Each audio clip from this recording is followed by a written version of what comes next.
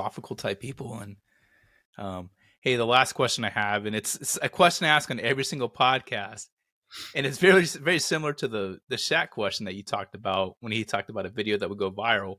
But my question is, if there was a giant billboard on the highway for everyone to see, and it had your picture with your leadership message on it, but we'll say Travis with the short hair, not Travis with the long hair, and Travis at 190 pounds, but yeah,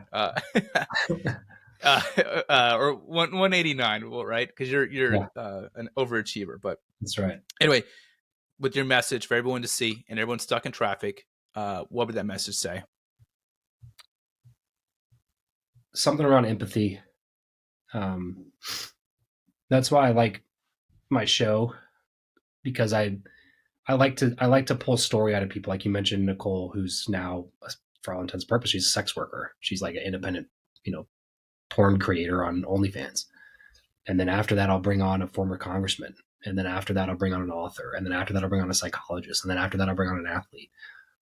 My goal is that somebody listens to some episode of my show and initially thinks they're not going to like somebody, and then hears something about their background or their story and goes like, you know what? I don't agree with how they ended up or what their choices that they made, but I at least understand more about how they got there. Yeah. That to me is a win. Nicole Mitchell's a prime example of that. It was a fantastic. Thank you. Yeah, it was great. Yeah, that was the goal. That's the goal, is to just have more empathy for your fellow human being. Because I think if the world had more empathy, we'd have so much less polarity, less fighting, less arguing, less hate, less of the isms. Yeah.